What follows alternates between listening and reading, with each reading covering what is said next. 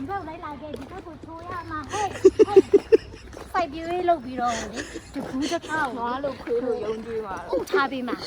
那么伊不如爱我哪有？ ဒီနေ့မှာတော့ကျွန်တော်တို့တငယ်ချင်းတွေကဂျပန်နိုင်ငံနာရာမြို့မှာရှိတဲ့အိုယာဆာမာလို့ခေါ်တဲ့နတ်ကျောင်းတစ်ကျောင်းကိုကျွန်တော်တို့က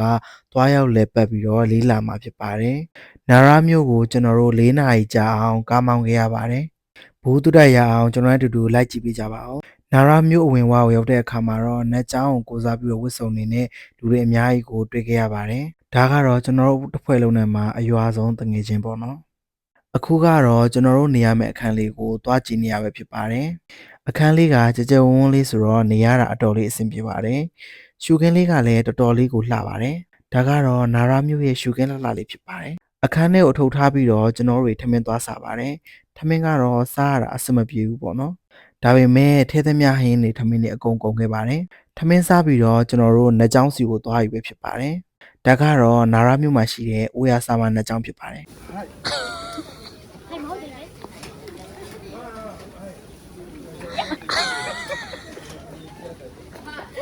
ဒီနေ့ကပွဲတော်နေဖြစ်တာမို့လူတွေတော်တော်လေးကိုစီရပေါ့နော် 妈妈就这边找我不喏，你那让妈来搞你不喏，啥个也没所以喏，侬也单纯了。他今天买的，我在喜欢，就现在，那么叫了嘞，来撸，哎，刚那个还这个刚那个，我没来呢。太高了。妈我，丢啦，不要跟我上，我给你说，是你有没有？妈妈是你，我妈是你，不然嘛对嘞不喏，我真有没，上次没有找保险。 ကဲဖះเจ้าကနေငန်းစရာရှိရငန်းအဲ့ဟုတ်ပါဘူးလေးလာစရာရှိရလေးလာပြီးတော့ကျွန်တော်တို့တွေပြန်လာခဲ့ပါပြီ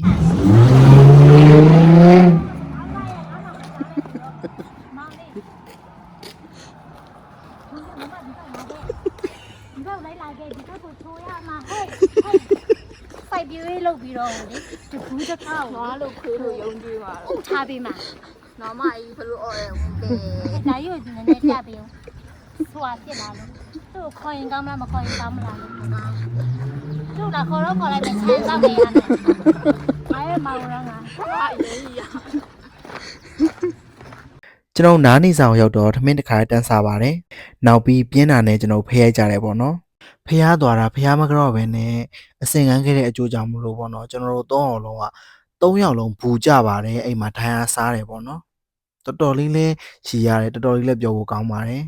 ကျွန်တော်မနက်မိုးလင်းတော့မနက်စာစားတယ်စားပြီးတော့ရတယ်ကျွန်တော်တစ်ခါတိုင်းပြန်ပြီပေါ့နော်နာရမျိုးလေးကနေရတာအဆင်ပြေတယ်ပြီးတော့အေးချမ်းတယ်ချောတဲ့သူတွေလည်းတော်တော်လေးကိုရှိပါတယ်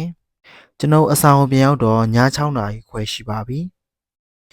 ဒါကတော့ကျွန်တော်အခန်းလေးဖြစ်ပါတယ်ရောက်ချင်းမှာပဲကျွန်တော်အခန်းအရန်ကိုရှုပ်ပွားနေမတက်နိုင်ဘူးပေါ့နော်ကျွန်တော်လည်းကဲဘာမှလည်းမစားသေးဘိုက်ကလည်းစားနေပြီဆိုတော့ဟင်းလေးချက်စားပါတယ်ဒါကတော့ဝတ်သားဟင်းလေးဖြစ်ပါတယ်တော်တော်လေးလည်းပင်ပန်းနေတော်တော်လေးလည်း